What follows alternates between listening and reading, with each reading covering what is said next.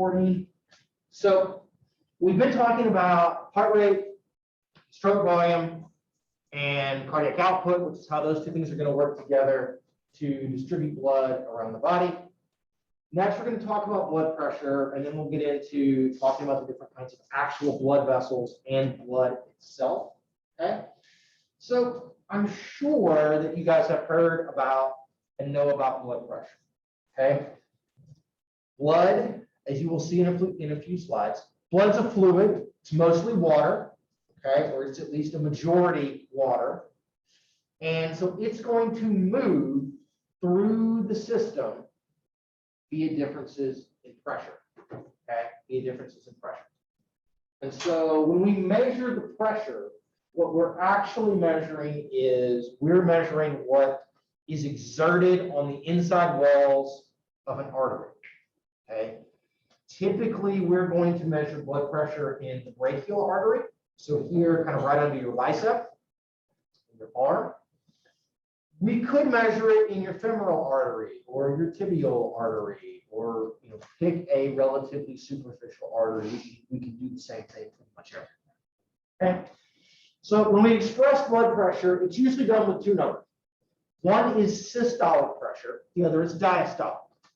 Now, if you guys remember way back last week, we talked about that when a heart contracts, that's called systole. When a chamber of the heart contracts, that's called systole. And then when it is relaxed and blood is filling in, that's called diastole.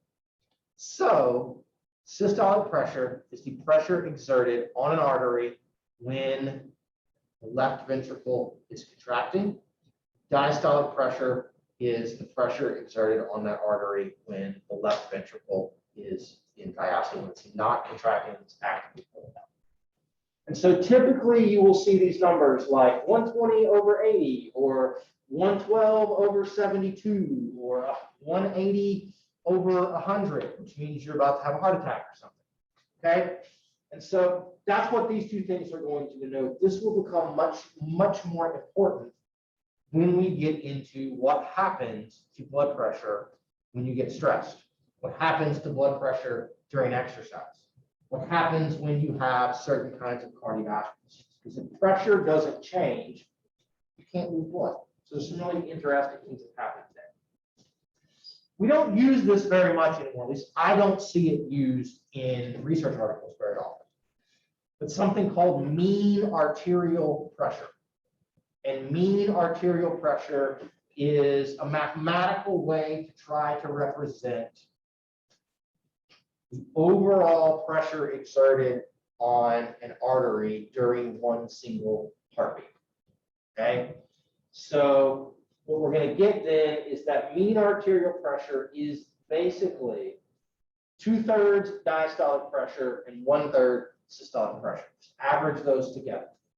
Okay, and so what we're trying to get is then at rest, if you spend roughly 2/3 or 60% of a heartbeat in diastole, then that's the pressure that your blood vessels are quote unquote sort of experiencing or seeing. And so you're going to do something like this and you may end up with a number that's 90 or 95 or somewhere like that.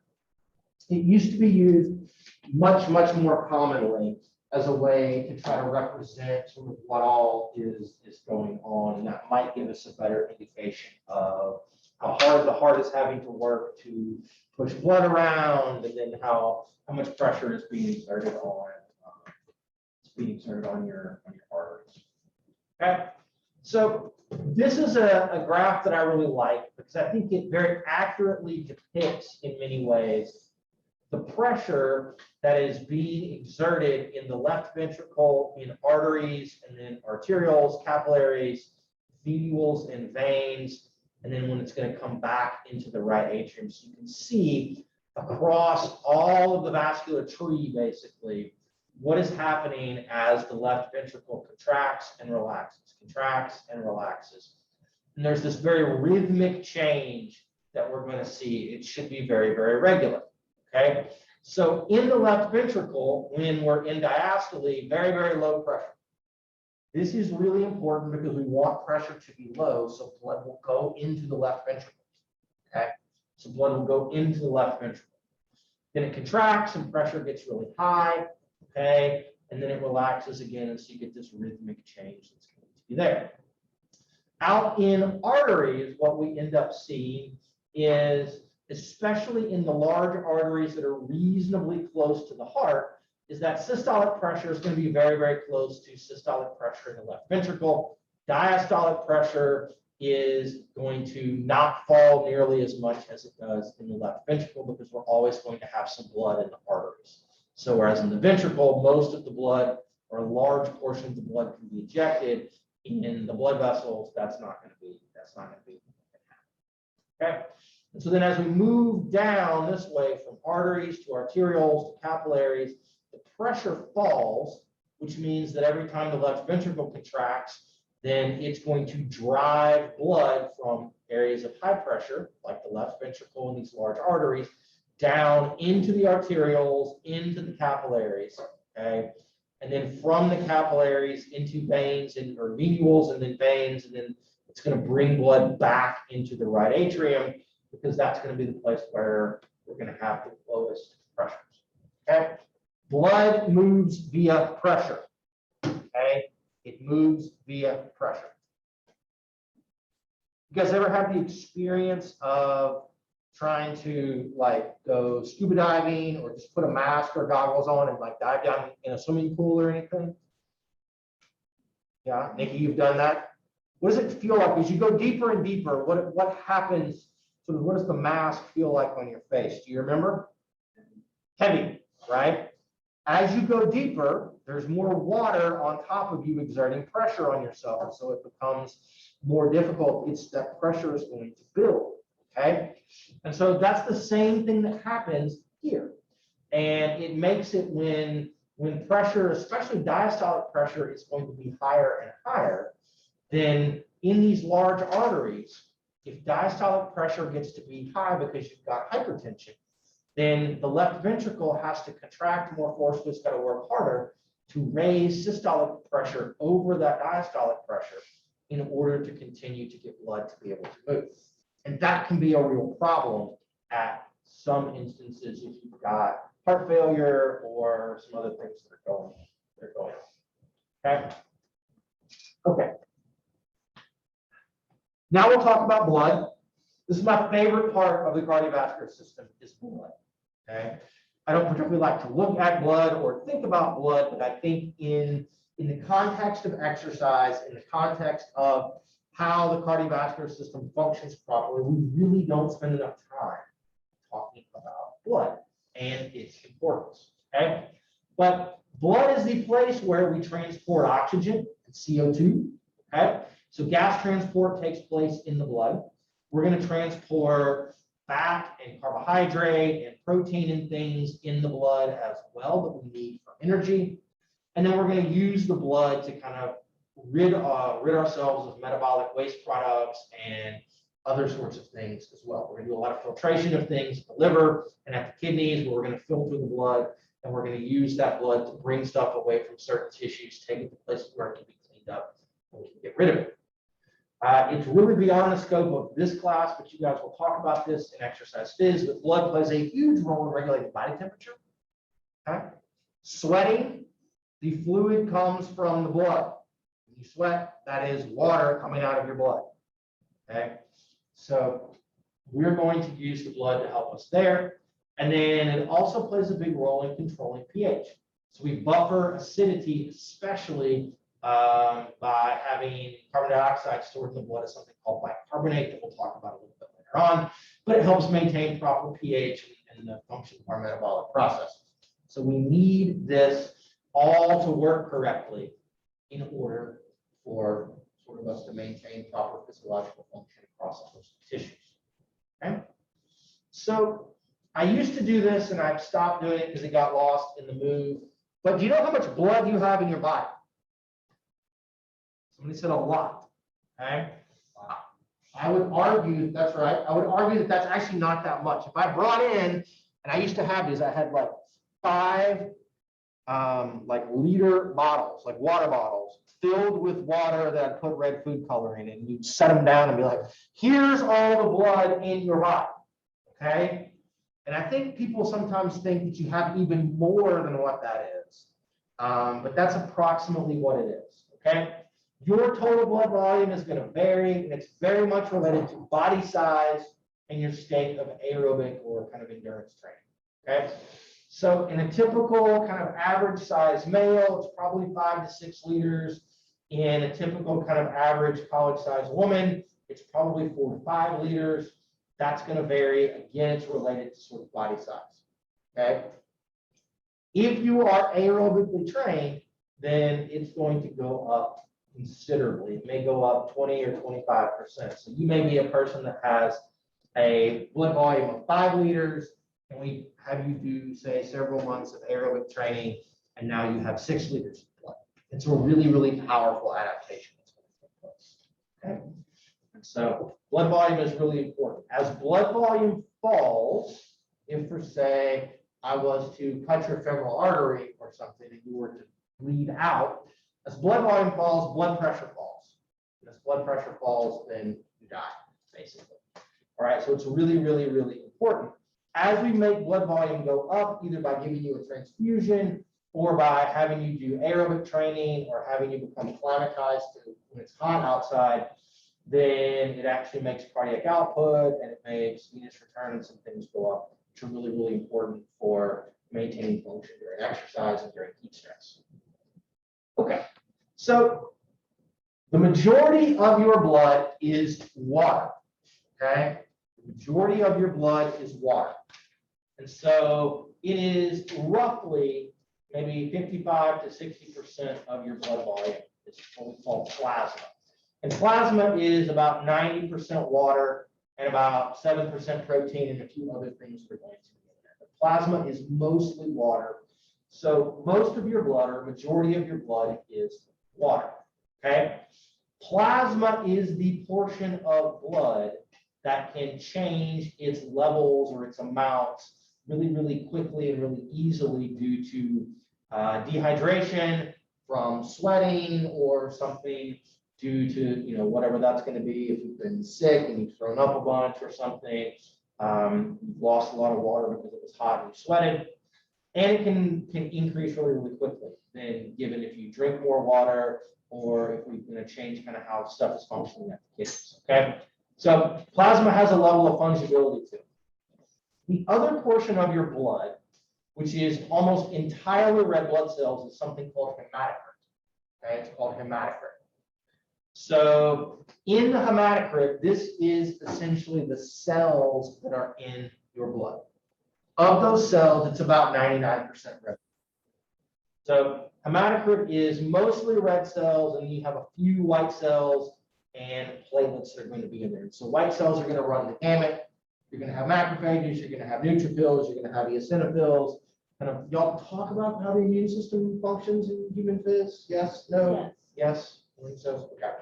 So some really interesting stuff that goes on there. We can spend quite a bit of time talking about sort of white cell counts and how that relates to inflammation and other things that are going on with exercise, but mostly hematocrit is red cells, okay? The composition of your blood is really important because it helps to determine its function, okay? We need red cells so we can carry oxygen and CO2. We need water in the blood to help us regulate temperature, help us regulate pH, and to also carry some carbon dioxide, okay? And so this composition is really, really key for the way that things are going to go. We'll talk about some things that can happen with all of this in a couple of slides, okay? So some additional info about red blood cells. We call them erythrocytes. And red blood cells are in a kind of constant state of flux. You have a turnover of red cells every 90 to 120 days, okay? So you have trillions of these things in your body, all right? But we're kind of always in a big state of flux. The important thing for red cells is we need them to carry oxygen, right? They are specially designed to carry oxygen because they have a very high concentration of hemoglobin in them. Hemoglobin is a ferrous molecule, which means it has iron in it. okay, as iron. And so that iron in the hemoglobin allows it to bind very strongly to 4 oxygen molecules each.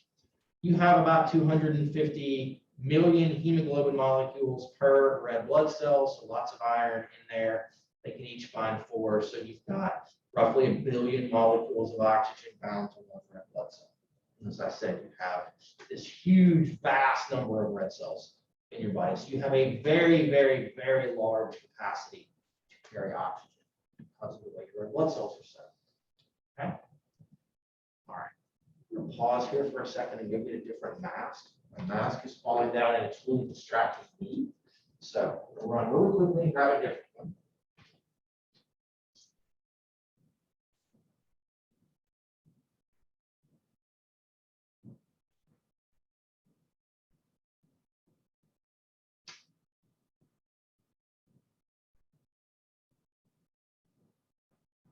Okay, this is much better.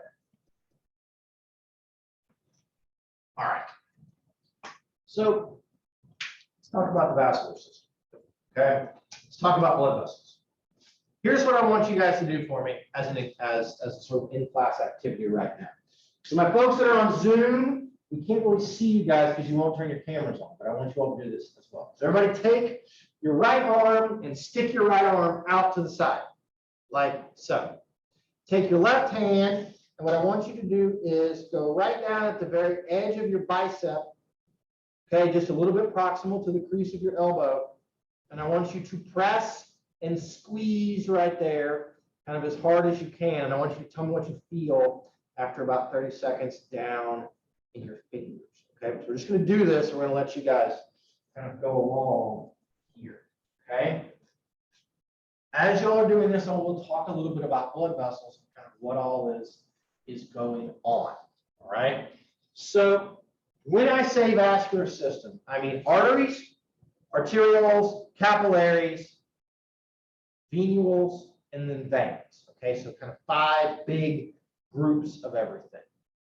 All right. Anybody's hand getting a little tingly yet? No. Riley says hers was okay. You guys can let go. All right.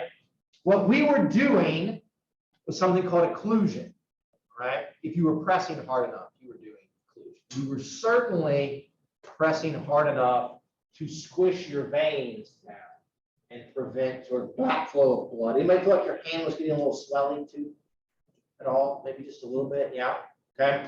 Because what was happening is you may not have been pressing hard enough to cut off blood coming in, but you were pressing hard enough to prevent blood from getting back up towards the heart because the veins are really easy to compress. We'll talk about why that's important for function in just a minute, okay? An artery is defined as a blood vessel that carries blood away from the heart, okay? Away from the heart.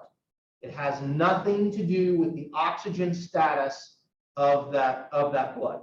There's just a couple of instances, right? In your pulmonary arteries, there's low O2, but it's going away from the heart to the lungs.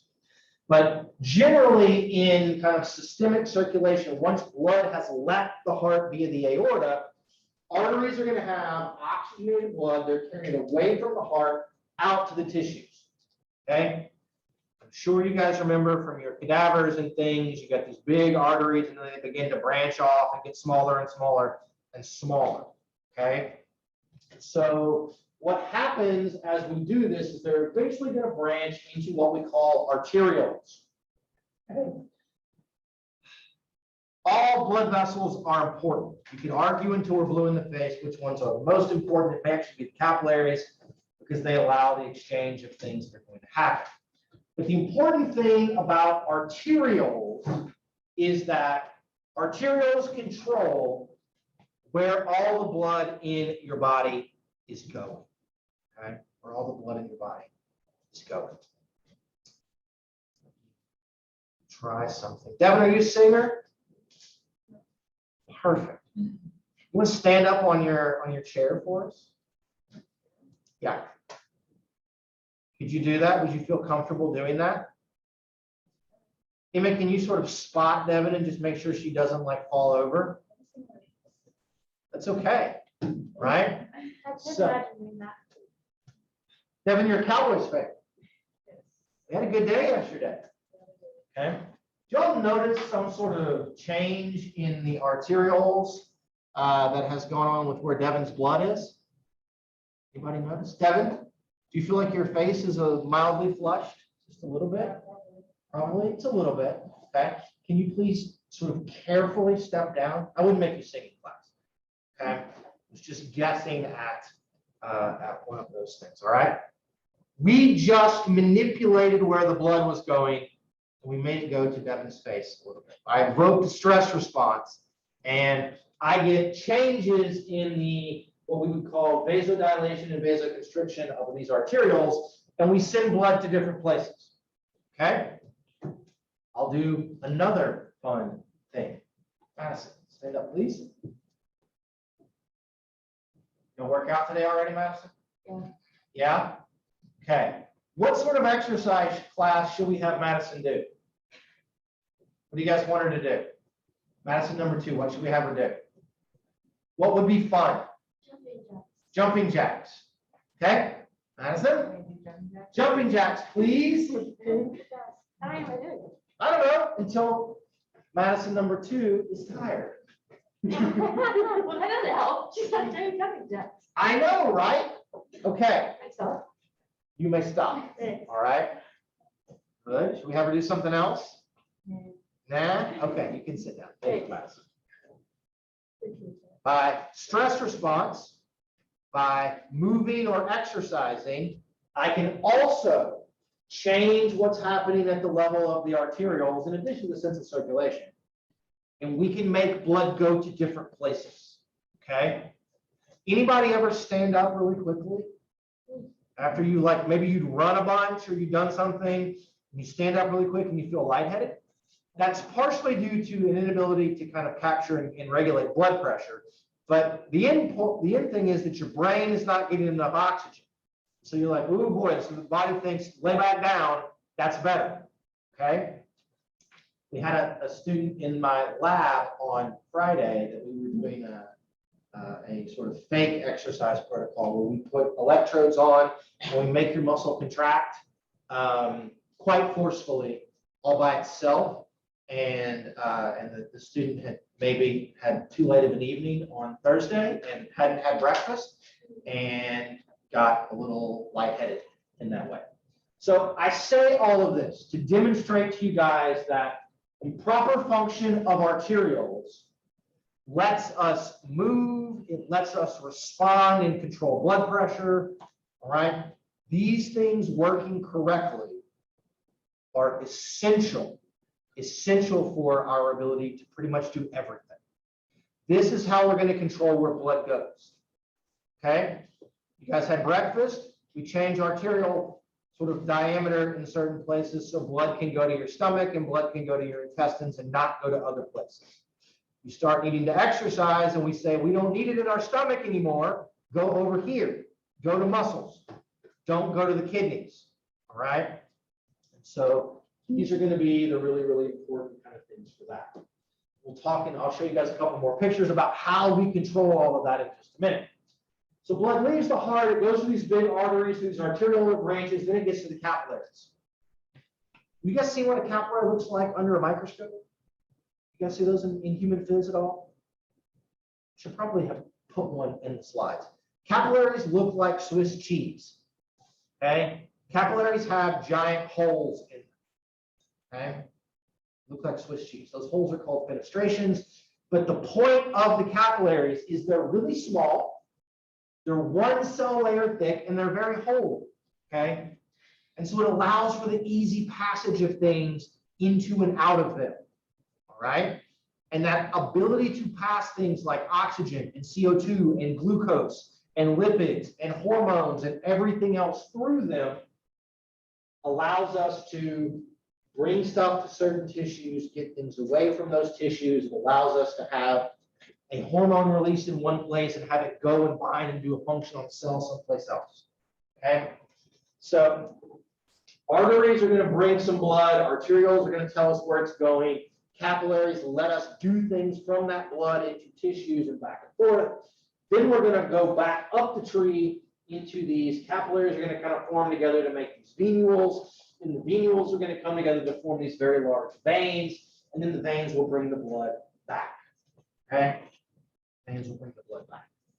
So there's a couple of things that are going to make arteries and arterioles a little bit different than venules and veins. And we'll try to highlight that in the next couple of things. Okay? Because arterioles are the places that control where blood goes, they also play a huge role in controlling blood pressure. Blood moves because of pressure, and so when we change the pressure in arterioles, we change where it's going to go. Okay? And so because of that, we call arterioles resistance vessels. Resistance vessels. The thing that makes them so cool and makes them so unique is, I'm going to draw a picture. Everybody remember, I'm a physiologist, not an artist. Okay? My dad can paint and draw, and his mother could paint and draw, and apparently it skipped my generation because I can do like stick figures and things. Okay? Maybe my daughter will be good. That would be great. She does a lot. She likes to draw now. It's a lot of like scribble and stuff, but it's great. She enjoys it. Okay. So when I do this, okay. I told you guys the joke that my high school zoology teacher would do. He would do one line on the board and he'd say, hey, what is that? And he'd say Serengeti Plain, Africa, 3,000 years ago or something. We would talk about giraffes and things. So what I'm going to do is 2 lines, okay? Arterial, okay? This is an arterial. So I also can't spell. I think I spelled it right. There's an arterial. Around the outside of an arterial, out here,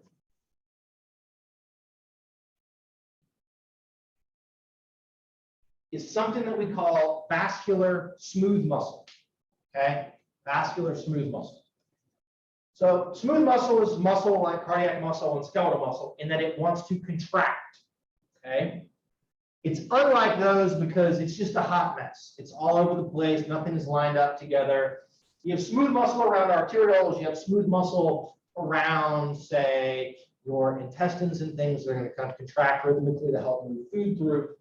But what these things do is the smooth muscle can either contract or relax, and it can let us change the diameter, right? Geometry, right? Diameter is this distance across here. So if the smooth muscle relaxes, I got an artery. If it relaxes, it can become really big. If it contracts, it can become really, really narrow. Okay? We call this process vasodilation and vasoconstriction. When smooth muscle contracts, that's called vasoconstriction. And it constricts down, it squeezes down the size of that arteriole, okay? And it raises the pressure inside that arteriole. Okay? It raises the pressure. As that pressure goes up, then the pressure proximal to it has to be higher to force blood to go in there. So it makes it more difficult for things to go actually constricts down. Okay. On the other end, when it vasodilates, that smooth muscle relaxes, the arteriole gets bigger and bigger. As the volume gets bigger, as the diameter gets bigger, the pressure drops. As the pressure falls, then the pressure gradient from whatever is proximal into that arteriole is going to get bigger, and it's going to drive and force more blood into that larger arteriole. Okay? And so by doing this in a very coordinated manner across all of your tissues, the body decides, if you want to call it a decision, even though it's not conscious at all, it decides where's the blood going to go. Okay? When we had Madison exercise, it's going to vasodilate into the muscles that we're actively contracting, and it's basically going to vasoconstrict everywhere else in her body. When I had Devin stand up and almost touch her head on the ceiling, she was vasodilating to her skin. Okay, we're trying to dissipate heat in those ways, and we were going to vasoconstrict in some other areas. Okay. We won't get too much into the weeds about all of the individual signals that lead to this and the hows and the whys. Okay. and why Madison and Devon were getting signals from epinephrine and norepinephrine, and yet they were leading to these very disparate responses. That's a thing for exercise phys with Dr. Lang. Okay, so that's how all of this works together. That's how it all works together. Here's a wonderful kind of contrast image of these large ones here. These are arteries, okay? And then as they branch off perpendicular here, and then perpendicular again, you're going to get what we call, this is a primary arterial, and you get a secondary, and then 3, this is a tertiary, and then it branches. They always branch at these right angles, or very near right angles, and eventually they branch all the way down. What you guys see out here, these are capillaries, okay? Those are capillaries.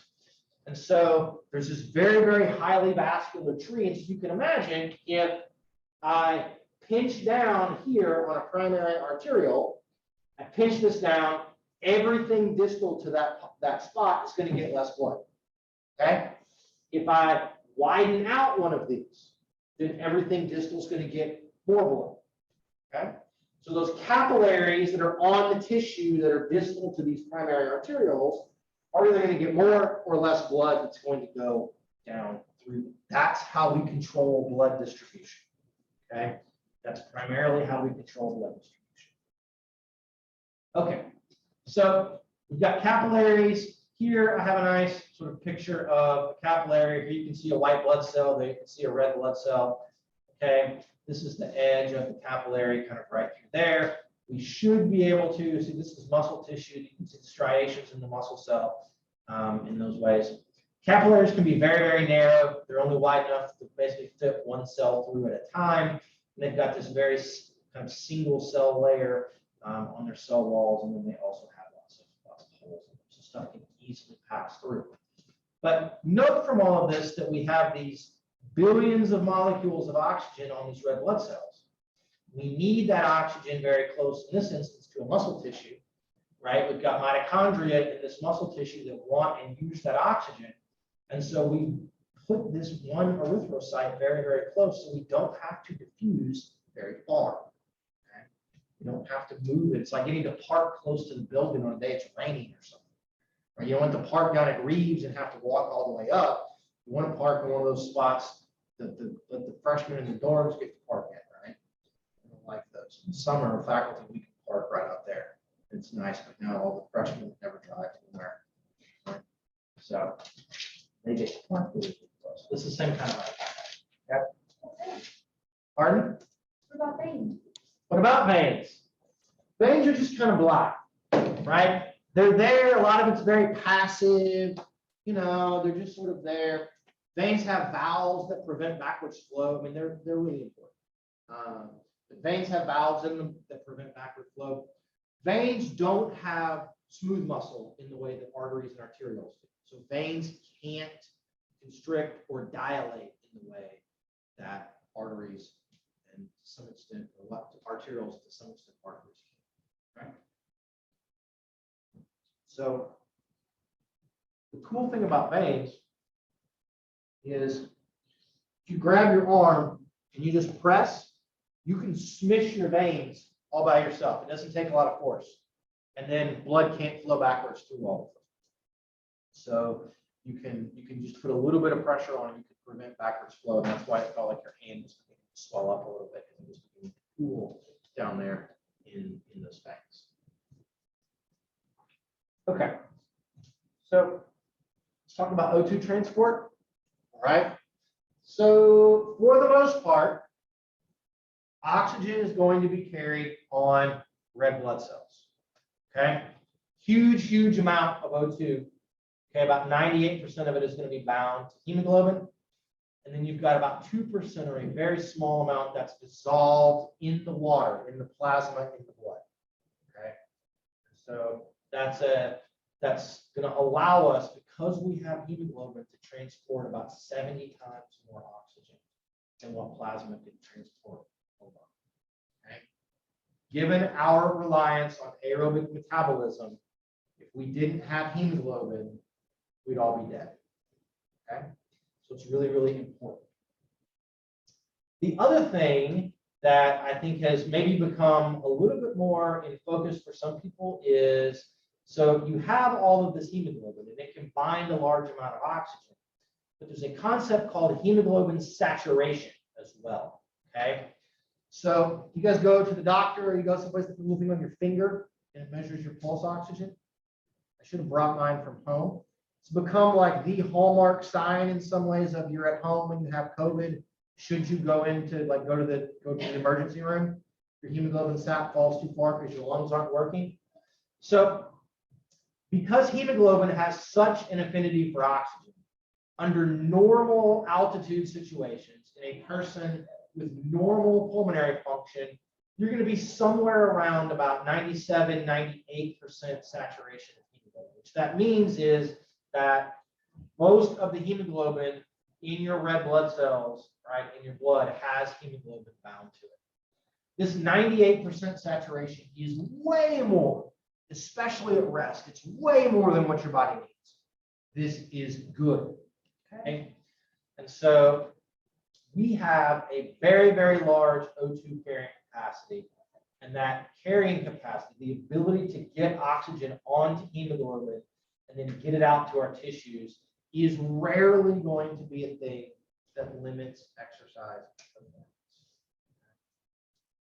If people fall into the high 80s or they fall into the mid 80s with their O2 saturation, which can happen if you have a pulmonary deficit of some sort, you have chronic obstructive pulmonary disease, you have asthma or something that doesn't work correctly, you've got pneumonia from COVID or something, this number falls, it will get to a place where it really begins to matter from an actual function standpoint.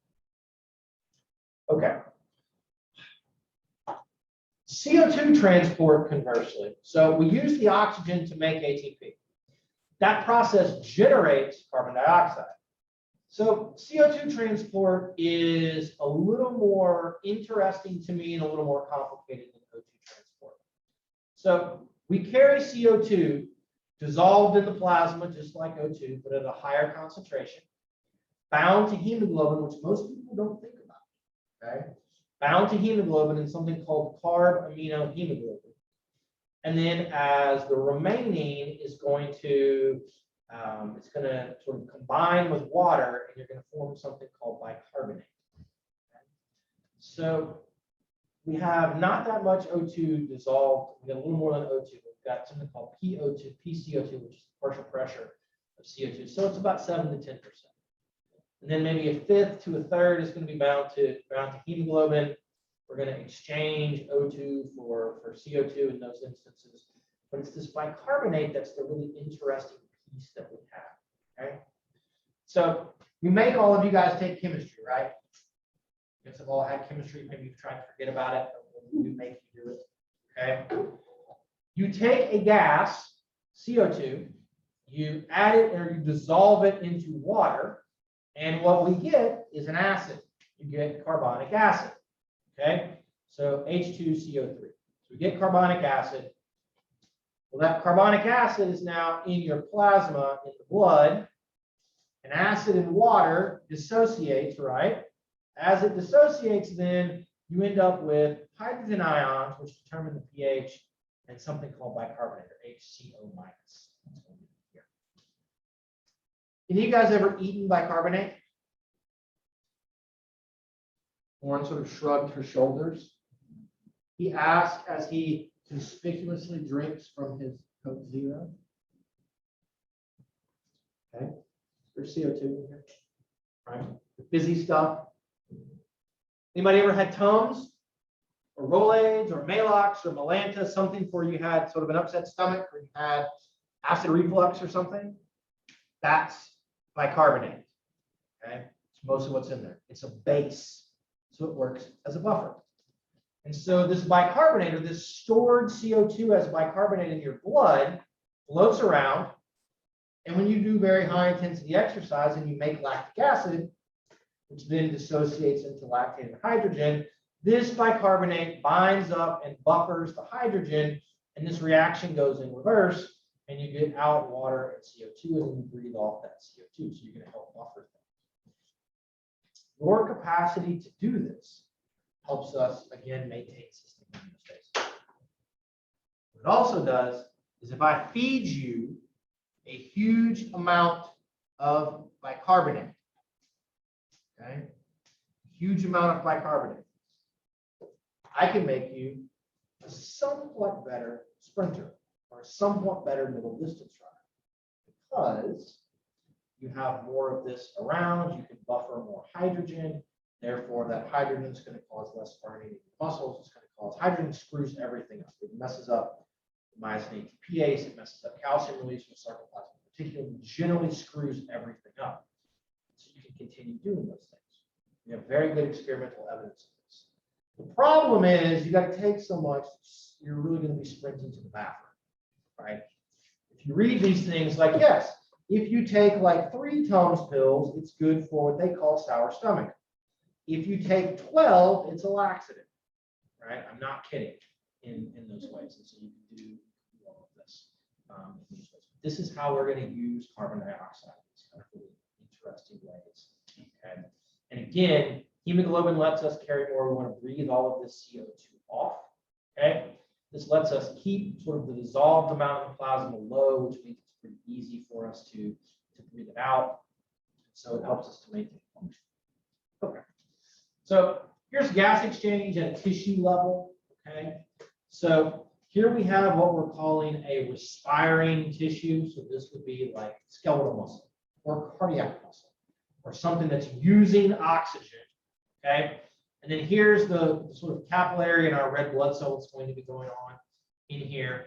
And what you guys will note is that the real key takeaway from all of this, okay, is we tend to have very low levels of oxygen in some sort of respiring tissue.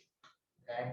Your mitochondria use that oxygen, they make ATP, therefore oxygen levels fall. They're very low in these tissues, which creates a very large gradient to unload oxygen off of our red blood cells and into those tissues. Okay, we have a relatively small amount of CO2 dissolved in our capillary blood, which keeps the PCO2 relatively low, which means we can unload the CO2 we're making in this tissue into this capillary blood. A lot of it's going to get bound here. We're going to put some basically in on the hemoglobin, but a lot's going to come into bicarbonate, and then a little bit's going to be right here. Okay. Again, Dr. Mike in exercise phys, if you guys didn't cover a bunch of this in human phys, he'll get way into the weeds on the biochemistry of this sort of buffering process and how it moves sort of through the red blood cells and out into the tissues, and then what happens when it gets to the lungs, and you're going to have already done some buffering of those things. Okay, but it's really, really important.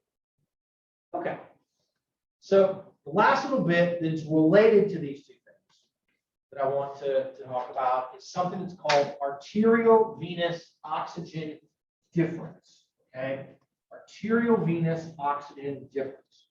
So what I just showed you guys, okay, imagine in our thing here that blood that comes into this capillary from an arteriole, okay, has a certain amount of oxygen in it and a certain amount of CO2. And then it goes to a tissue, and then stuff comes out of the tissue into that capillary, and that capillary forms into a venule, which goes back into a vein. And so basically, oxygen has left at the tissue, CO2 has come in, and so we talk about this arterial venous O2 difference. What it really is a way to measure the amount of oxygen that was extracted from the blood in the capillary, okay, by a particular tissue. And we calculate this by, if we know how much oxygen is in an artery going to a tissue, and we see how much oxygen is left in a vein that has just come out of that tissue, then the math tells us the difference between those two things will tell us how much oxygen went into that particular tissue. Okay, and so if we look at the differences in the amount of oxygen, and don't worry about the units here, it's in milliliters, it's actually milliliters of oxygen per deciliter of blood. That is in some ways irrelevant, as is the number, but there's just a difference, right? I have, what did I do with my marker? So I have a muscle, okay, right? That totally looks like a muscle. And I have an artery coming in, and I have a vein that has left from that muscle, and the capillaries are all here in between.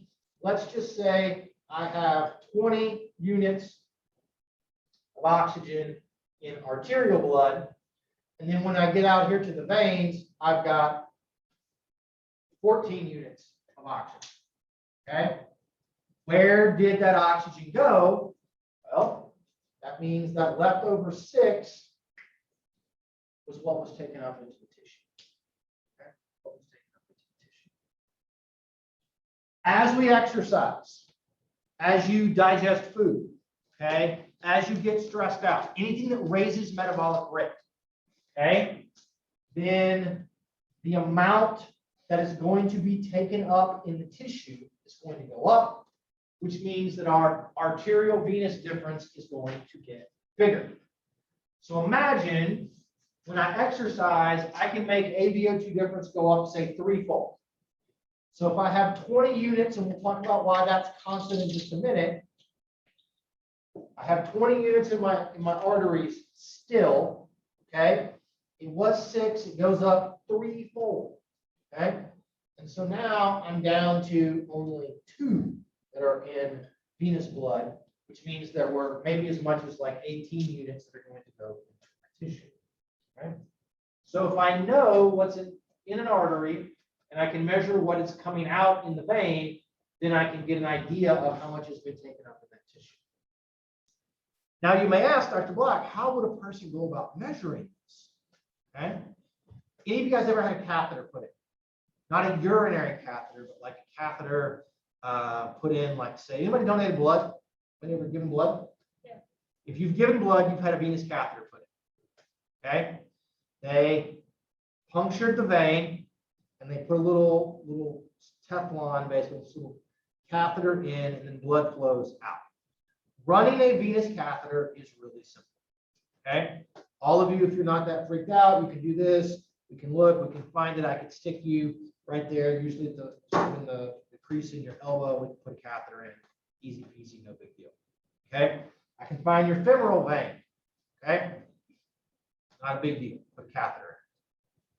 But to measure this, truly, we have to run both arterial and venous catheters. I've only ever been witness to one arterial catheter attempting to be placed, and it ended up looking like a crime scene. Okay, it was attempted. We had a cardiologist that came. So one of the PhD students, when I was a master's student in a lab, that we measured cardiovascular stuff. PhD student was doing a project. We were going to do an arterial infusion of a drug that would basically alter how the vascular smooth muscle behaved. And cardiologists come in. This was done on the student's mom. Cardiologist comes in, tries to run, puts the venous catheter in, then goes to put the arterial catheter in, and he messes it up, and she's just blood everywhere. Okay, our 5 liters of blood is all on the floor in some ways, and not good. Cardiologist is not the one who places those catheters very often. It's the nurses that do the catheters and all of those kinds of things. But it takes a lot of practice in that particular way. It can be extremely dangerous to try to place it. But in places that are not the US, that are not run by OU's Institutional Review Board, you go to Scandinavia. Okay, there's a big exercise physiology group in Denmark at the University of Copenhagen. They run arterial venous catheters like it's nobody's business, right? Usually in the femoral artery and in the femoral vein. And they put them in, and then you do some knee extension exercise, and they measure how much oxygen is in the femoral artery, how much oxygen is in the femoral vein. And the difference tells us this, how much is going into your muscle. Then they give you a wild array of different things to try to mess it up, or they feed you this, they feed you that, and look at a whole bunch of other different things. So we can do this, okay? We can do this. If you really want, we can run a central line. We'll usually run it here, and they'll weave it all the way up into the aorta. Then you can put one in right into the superior vena cava, and you can measure it at the actual heart. Whatever, okay? These are things that can happen. They're not done that often, but that's how we know what goes on with all of this, okay? And so arterial blood oxygen content, we know, remains basically constant, unless for some reason you have a pulmonary issue that manifests itself when you have to breathe more frequently and when you've got high levels of ventilation, like exercise-induced asthma or something like that. Okay? Because red blood cell count is constant, because at sea level or wherever we are, near enough to sea level here in Flat as Hell, Oklahoma, right? In this way, lots of oxygen in the air, big oxygen in the air because there's plenty of air. Okay. Then we have a certain amount of hemoglobin that never changes. And so arterial content saturation is very, very high. That never changes. So this is relatively constant. Okay. And so we don't ever have to worry about this. We just need to worry about whatever is going on here. And so what some people will actually do rather than running both is they'll just measure venous O2 content and make some assumptions based upon your body size and things and your red blood cell count. We can measure your hematocrit level really simply from a finger stick. They can make some calculations and assumptions. And you can just measure venous O2. Or we can try to calculate those two. Okay.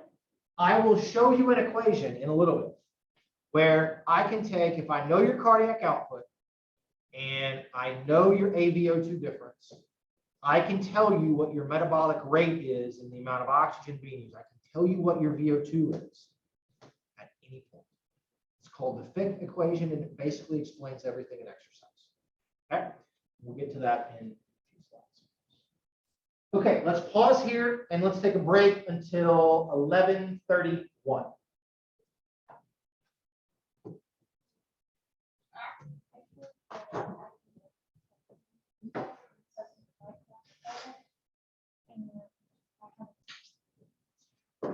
Okay, we are now going to move from the cardiovascular system over to the pulmonary system. And then we'll come back and put them together and talk about what happens during exercise. Okay, so here's the mechanics of breathing, right? Like everybody sit up really straight and take a big deep breath in. And I want you to feel your diaphragm drop. Okay, and you breathe in. You contract your diaphragm, it drops, it opens the chest cavity. The volume inside the chest cavity gets bigger, right? The rib cage pulls out.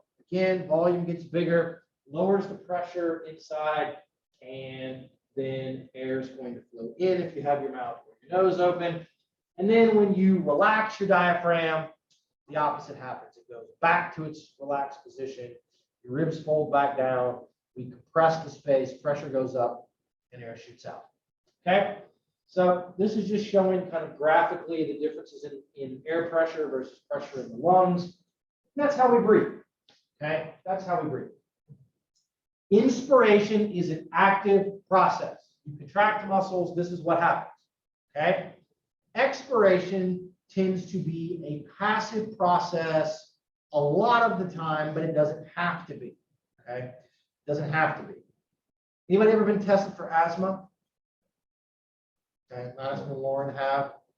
I had to be tested when I was younger too. It was the worst thing ever. When you get tested for asthma, you can do a spirometry test. They make you like blow all the air out of your lungs and try to keep doing it for like a minute, and you feel like you're going to die. It's very odd. It's very against sort of what you normally do. But in doing that, you are actively expiring. Okay, you're forcibly kind of contracting additional muscles to do all this. But most of the time, expiration is passive. Why is my pointer not working? Maybe. Okay. So we did these two things. Okay. So when you do inspiration at rest, you only have to change the pressure inside the chest cavity just a few millimeters of mercury, and air will be able to move it. We're not moving that much air right now at rest, so we don't need a very large gradient.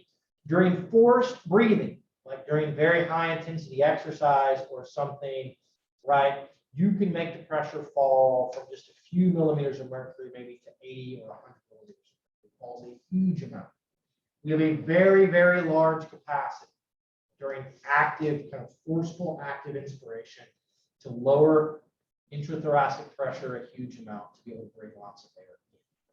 Okay, so I'm going to mention this and I'm going to show you guys this thing, and then I'm going to tell you guys don't worry about it because I think it's kind of dumb. But, okay, the act of measuring the amount of air that flows through the lungs each minute is something called ventilation.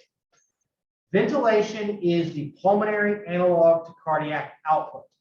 Okay, cardiac output is how many times is my heart beating per minute, multiplied by the amount of blood that leaves the left ventricle each time it beats. Ventilation is equal to respiration rate, or breaths per minute, multiplied by the volume of air that moves with each breath. So we tend to express VE much like cardiac output in liters per minute. Okay.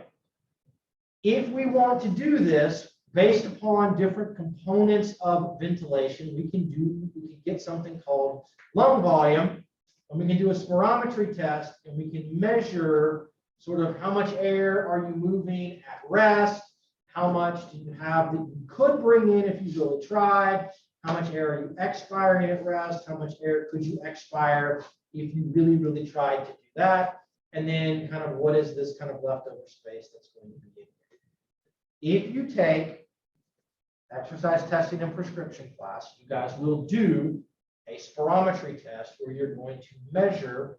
So this thing right here between these two dashed lines, okay, this is normal resting breathing. This in, out, in, out, in, out, that's right here, right? The amount of air that comes in with each breath or that's expired is called a tidal volume, okay, a tidal volume. That's what this particular volume, at least at rest, is going to be. What you can see here is there's this kind of very narrow band because we don't need that much air.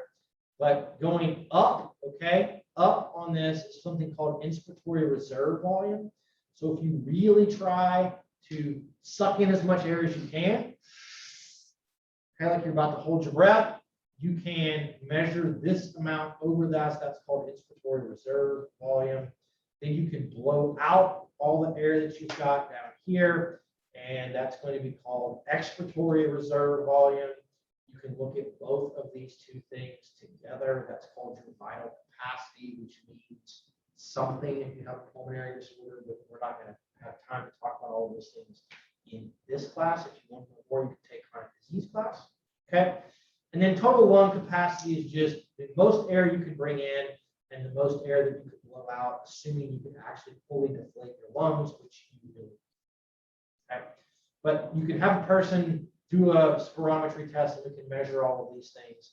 And it can tell us certain things if you have asthma, if you have emphysema, if you have an obstructive disorder like COPD or something in the lungs that will mess up certain particular parts of all of these things. I just want you guys to be aware of what this is if you ever see one.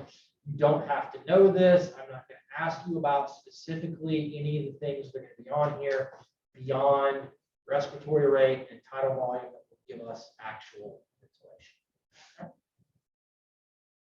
Okay, so you've brought the air in. Now we need to diffuse it from the lungs into the capillaries that are going to surround all of the alveoli in our lungs. Okay, so that's called pulmonary diffusion. So the gas moves via concentration gradients, which is relatively passive transport. That's called diffusion. And pulmonary denotes in the lungs, which will not be confused with diffusion at the tissue level. Okay, so when we do this, we put more oxygen into the blood from the lungs, and we send CO2 from the pulmonary capillaries into the lungs from our venous blood so that it can be. Okay, so what we need to make this happen, we need to bring oxygen in so that we have more O2 in the lungs than there is in the pulmonary capillaries. We need to bring CO2 from our tissues into the pulmonary capillaries so that there's a higher concentration there than there is in the lungs. And so then it's just going to diffuse down their concentration gradients. And so O2 comes in and CO2 goes out. All right. So a special structure that I do want you to know is the place where the pulmonary capillary, which is denoted over here on the right, the place where the pulmonary capillary meets the wall of the alveoli. Okay, this is basically a 2-cell layer thick membrane that we call the respiratory membrane.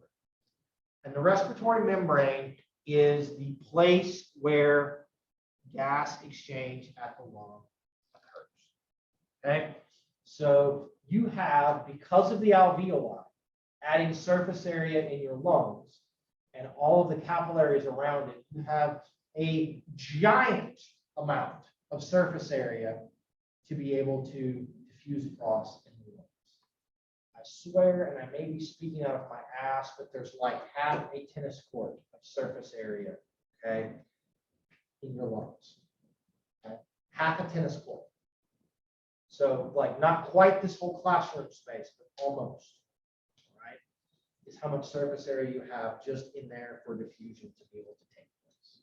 And so as you lose respiratory membrane because you have alveoli that collapse, you have capillaries that don't work or something, then that value gets smaller, and that makes it then more difficult for diffusion. All right. So I'm going to talk about this next thing as a concept. Okay, as a concept. You're not going to be responsible for knowing and understanding all of the individual numbers here. I want you to appreciate the big picture of how all of this works. Okay, so back to chemistry again. Okay, back to chemistry. There's something called partial pressure. Okay, partial pressure. So the idea of partial pressures is that if you have a gas like room air that is made up of more than one gas, right, then the total pressure exerted by each gas is proportional to its percentage of the total. So I'll make this more explicit. Okay. And so we say then that within a mixture of gases, each individual gas exerts a partial pressure. So at sea level, okay, which we're near enough here, there's about 760 millimeters of mercury of air pressure. Okay, about 760 millimeters of air pressure. That is the pressure of the air in this room that's exerting on our bodies and our tissues. Room air is made up of about 79% nitrogen, almost 21% oxygen, and then a tiny, tiny fraction is CO2, about 0.03%. Okay, so about 0.03% is CO2. So by partial pressures, what we can do is we can take our 79% of this total 760 is nitrogen. So nitrogen exerts a partial pressure of about 600 millimeters of mercury. Okay, simple math. 760 multiplied by 79, 03. Oxygen, which is about almost 21, is about 160 millimeters of mercury. So it's 760 multiplied by, right, 20.9%. And then CO2 is this tiny, tiny baby fraction amount, about 2.2 millimeters of mercury. So it's 0.03% of 760. Okay. The thing that drives gas exchange in the blood, in the lungs, is the difference in partial pressure from one tissue to the next. Okay. So we need, if we want oxygen to go from the lungs into the pulmonary capillaries, we need the pulmonary capillaries to have less than 159.1 millimeters of mercury of oxygen partial pressure. If we want carbon dioxide to go from the pulmonary capillaries into the lungs, then we need our CO2 concentration to be greater than 0.2. Okay. Since air CO2 is so low, almost any amount of CO2 in the blood is going to exceed this. And so it's easy for this to go out. And then the O2 side of things, it's still a pretty big gradient that we're going to see because we can lower it quite a bit in our tissues, but it's not going to be quite like that. Okay. You don't have to know the individual numbers, but I want you to understand the differences that are going to exist here and kind of how we arrive at those. Questions about that? I've lost all of you. That's okay.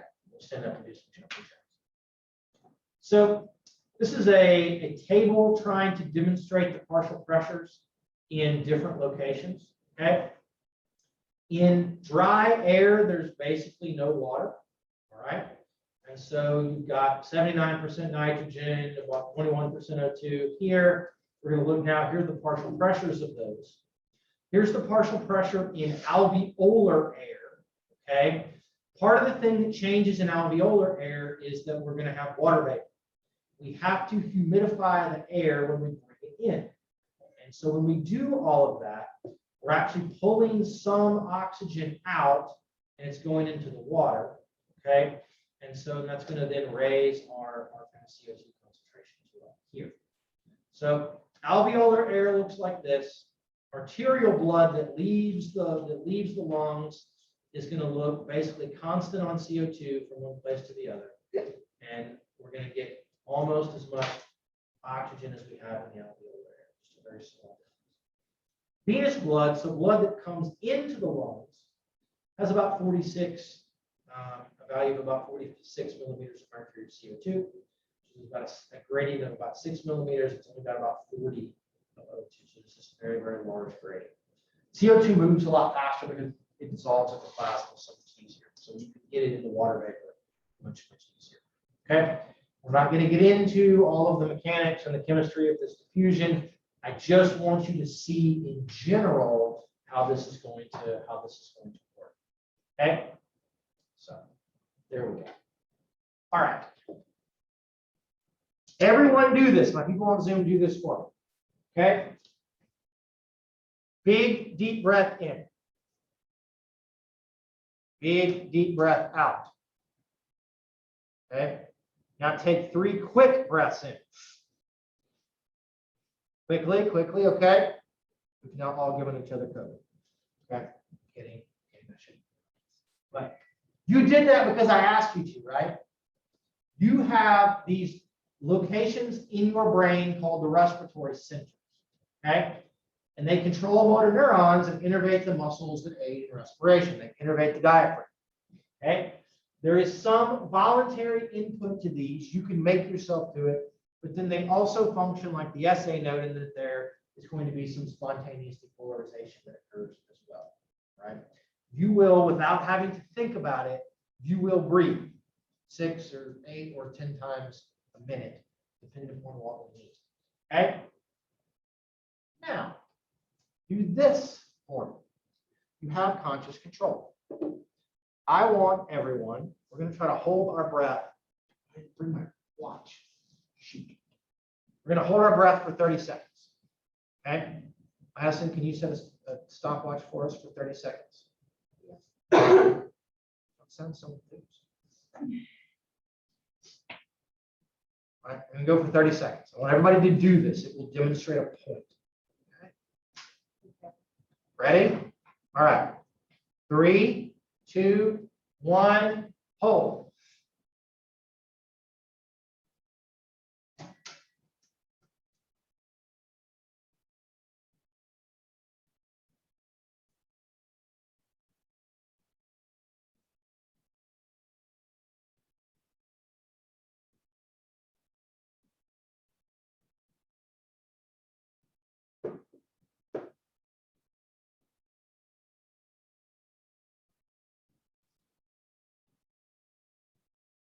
Breathe.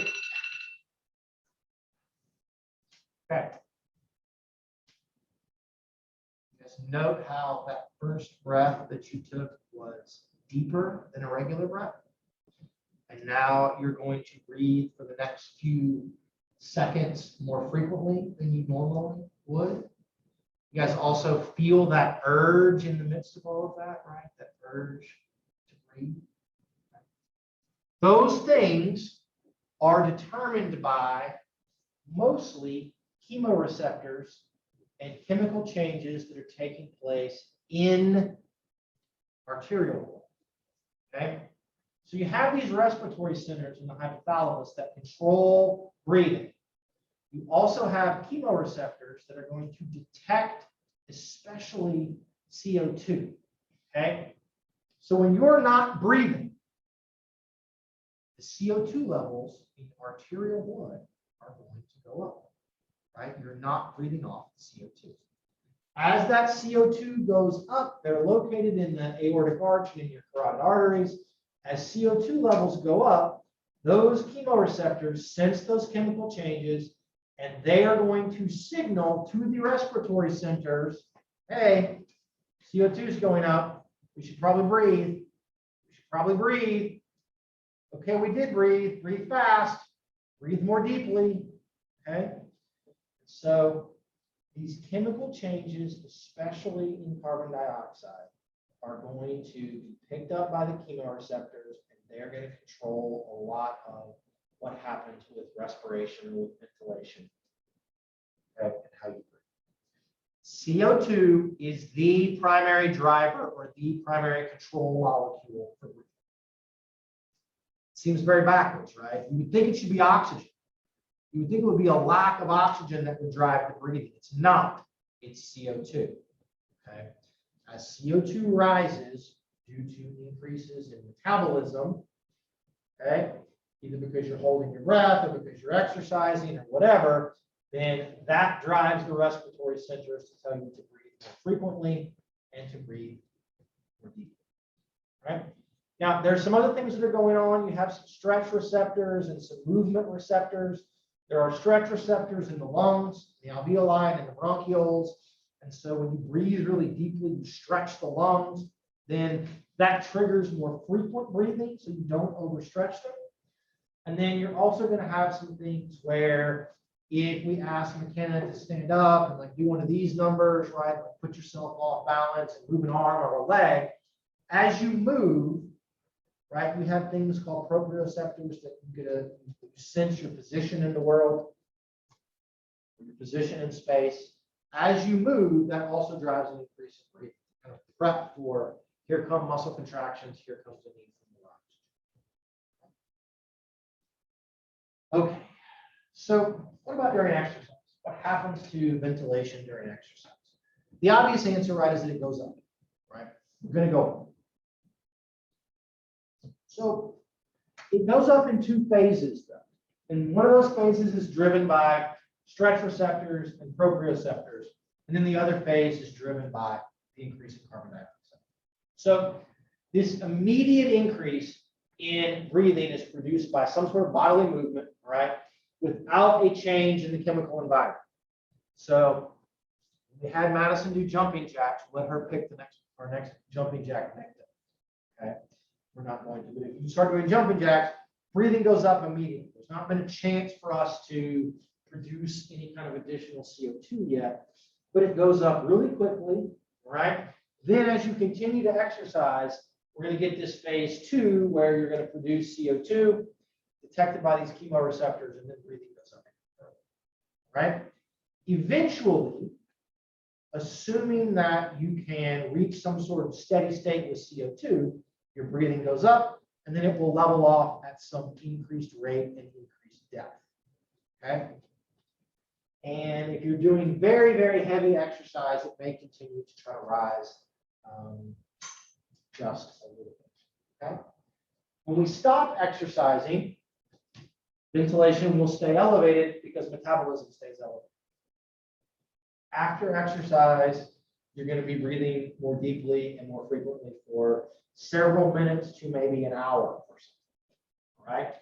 And a lot of that is driven by our need to regulate pH, bring temperatures back down, rid ourselves of extra CO2, right? Kind of recover everything post.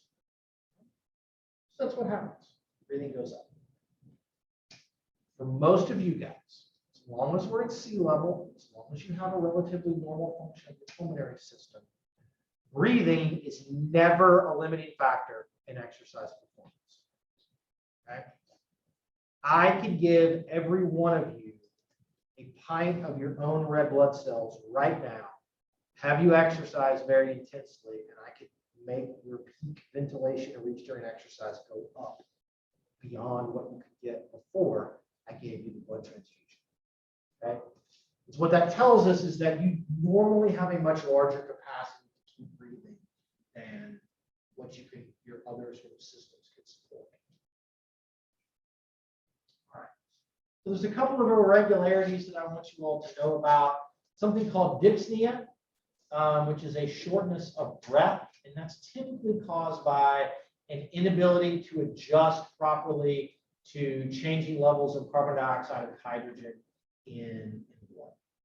Okay, so when we say that people have dyspnea, a lot of times they're going to see it with, you have a person that has poor pulmonary function, or they've got some kind of cardiovascular disease, and they're going to become short of breath during exercise or at times of stress or something.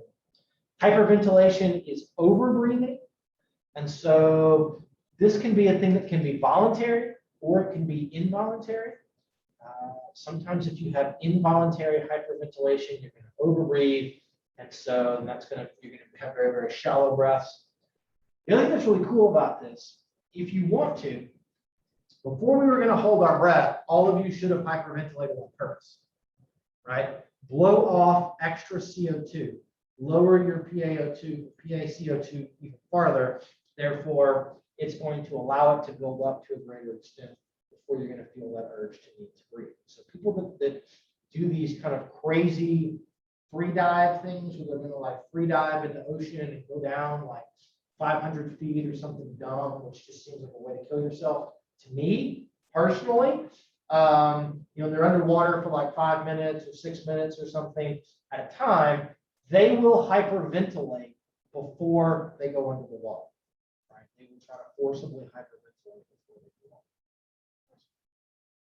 So does breathing in a paper bag when you hyperventilate actually help? Or does it Breathe into a paper bag. What's happening? You're sucking up your own CO2. Okay. So if I suck up my own CO2, what's happening to the amount of CO2 in my lungs? And therefore, what's happening to the CO2 gradient between capillary blood and the lungs? More CO2 in your lungs? Mm-hmm. So the gradient decreases? So the gradient decreases. So there's going to be less that can get out. And it's the having of the more CO2 in the blood that makes me breathe more frequently anyway. So if I can't get it out, then I'm going to keep breathing more frequently. Well, it's going to make it worse, but it's probably not actually going to help it. So part of what that is it's a trick to make you focus on something. The bag doesn't really, like, plenty of air diffuses through the bag. And it's the idea that, like, I'm wearing my mask and it's killing me and I'm breathing back in all of these terrible things, right? In the midst of all of this, because, one of the arguments against having people wear masks and all of that, seriously, doctors have been doing this for hundreds of years all by themselves, and they're fine. You let them operate on you while they're wearing masks, they're fine. Most of the air diffuses through the bag. It's not actually changing. It's just to get you to kind of focus on that and kind of calm yourself down, like thinking about regulating voluntarily that breathe in, breathe out, breathe, kind of compensate for this by doing it. I've never hyperventilated, I've never breathed into a bag, so I don't know if it actually works. That particular physiology of it is not, it's not that different. Just, so it's a bag. How'd the air get in the bag? Right? It came from the atmosphere. Right? Just twist up this air there, this atmospheric air. It's the same thing, passes through all those fibers. Now, if you were really going to breathe like into a balloon or something where the air doesn't really pass, it might get a little different. Okay. What about Valsalva? Valsalva is, I don't like to call it an irregularity, but it's always listed in the textbooks as an irregularity. They call it a breathing technique. It's not a breathing technique. It's a breath holding technique where we trap and pressurize air in the lungs and in the thoracic cavity so that we can exert a great amount of force. All you do is you contract your diaphragm, you contract your abdominal muscles, right? Tighten everything up. Now I can do a squat and I can raise my intrathoracic pressure so that when I lift a very heavy weight, I don't smish all of my internal organs in there. Okay, so you get a very, very kind of heavy lift so that when the external load does not kind of smush anything on the inside when you're going to do those things. There is a problem with Valsalva. When you do the Valsalva maneuver, you get a skyrocketing blood pressure. Okay, a skyrocketing blood pressure, like 400 millimeters of mercury over 250 millimeters. So in people that are hypertensive, we're always going to try to tell them when they exercise or do things, try not to Valsalva very much because they already have these weak arteries and problems, and doing this can cause us some bigger issues. Okay.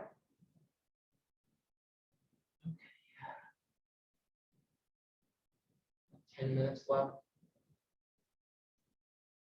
We'll stop here. We'll pick up here in a minute. Okay. Okay. What's due on Wednesday? The resistance program. If you want me to look at your program, send it to me. I will try to look at it. Please, please, please, please don't just Google resistance training program and pick the first thing that you see. Go to like page 3. Also, your life will be easier. And by your life, I mean my life will be easier if you pick something where people are not doing body weight exercise. How do you prescribe how many push-ups a person should do? When you figure that out, please let me know. I'd like to know. Okay? To do this right, we need to talk about how we prescribe intensity using a percentage of maximal strength. Well, what's your maximal push-up strength, or your maximal sit-up strength, or your maximal number of body weight squats? I don't know. So please don't send me a Pilates workout. Please don't send me a yoga workout. Please don't send me something that's cross-training. I want go to the gym or wherever and lift some weights. That will make everything much easier for you guys. And by extension, me for grading. And your grade will benefit from that. Okay? So if you have questions, send them to me. Send me the program. I'm happy to look it over and give you some feedback. All right? Cool. See you guys Wednesday. See ya.